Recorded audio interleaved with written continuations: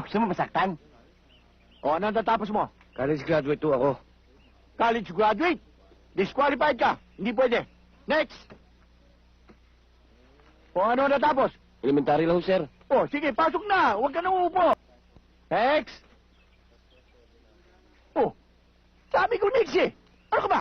Sir, hindi ako kasunod ah. Ito, sir, oh. Ano, sir? Tanggap na ako? Oo, kuha ka na. Tanggap na ako, sir? Babayan. Nasasakal po ako.